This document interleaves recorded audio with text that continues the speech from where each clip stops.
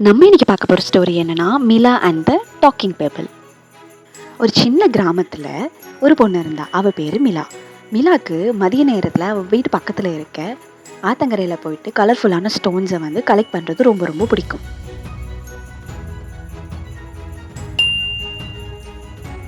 ஒவ்வொரு ஈவினிங்கும் வீட்டுக்கு ஓடி போய் அவளை கலெக்ட் பண்ண அந்த ட்ரெஷரை அவங்களோட கைண்டான தாத்தா, அவரோட பேர் ஹரி, அவர்கிட்ட சொல்கிறது இவளுக்கு வழக்கம்.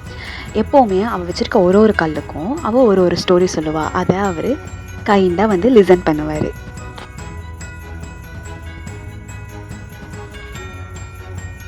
ஒரு நாள் அவள் எப்பவும் போல் அந்த கல் தேடிட்டு இருக்கும்போது மிலாக்கு வந்து புதுசாக ஒன்று கிடச்சிது. அது ஒரு சின்ன கூழாங்கல். அது ஷைனிங்காக மட்டும் இல்லாமல் வானத்துலேருந்து விழுந்த நட்சத்திரம் போல் வந்து ரொம்ப வந்து மின்னிட்டு இருந்துச்சான்.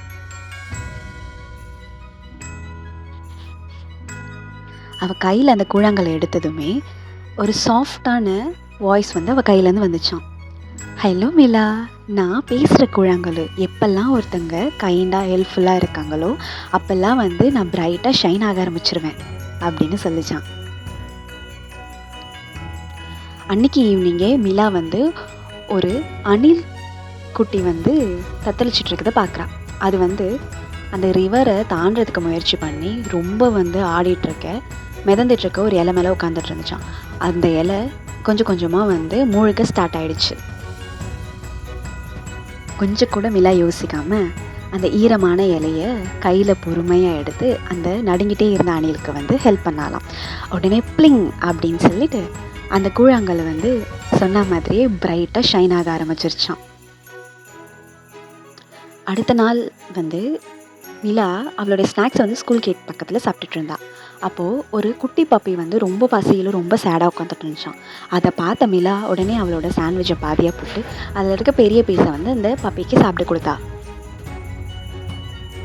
அதே வாரத்தில் மழை வந்து ரொம்ப அதிகமாக பெய்ய ஆரம்பிச்சிருச்சான். மிலா வந்து ஒரு ஓல்ட் லேடியை பார்த்துருக்கா. அவள் வந்து ரொம்ப வந்து காய்கறி கூடைய ரொம்ப ஹெவியாக இருக்குன்ட்டு அவங்களால தூக்க முடியாது கஷ்டப்பட்டப்போ இவள் போய் அவங்களுக்கு ஹெல்ப் பண்ணான். அதுவும் அவளும் கம்ப்ளீட்டாக வந்து நனைஞ்சு. இப்போது கூழாங்கல் வந்து ரொம்ப பிரைட்டராக ரொம்ப ஷைனிங்காக இருக்க ஆரம்பிச்சிருச்சு. எப்படின்னா முன்னே இருந்ததை விட இப்போது ஏதோ குட்டி சன் மாதிரி ஆயிடுச்சான். அதை ஒரு நாள் வந்து தாத்தா ஹரி வந்து நோட்டீஸ் பண்ணுறாங்க. அது எப்படின்னா ஒரு சொல்லவே முடியாத அளவுக்கு ரொம்ப லைட்னிங் ஆக ஆரம்பிச்சிருச்சு அந்த கூழாங்கல். உடனே தாத்தா ஹரி, மிலா, இந்த கூழாங்கல் வந்து உன்னோட நல்ல விஷயத்த காட்டுது. நீ எப்போல்லாம் மற்றவங்களுக்கு ஹெல்ப் பண்ணுறியோ அப்போல்லாம் வந்து இந்த லைஃப் வந்து உனக்கு மேஜிக்கலான விஷயத்தில் ரிவார்ட்ஸ் கொடுக்கும் அப்படின்ட்டு அவர் சொன்னார். அப்போது சடனாக அந்த கூழாங்கல் வந்து ஒரு ஸ்டார் மாதிரி மாறி இந்த வானத்தில் போய் உட்காந்துக்குச்சான். இதில் மாரல் என்ன அப்படின்னா, நம்ம எந்த அளவுக்கு கைண்டாக குட்டாக இருக்குமோ அந்த அளவுக்கு வந்து உங்களுக்கு மேஜிக்கலான வேல ரிவார்ட்ஸ் கிடைக்கும். Thanks for watching.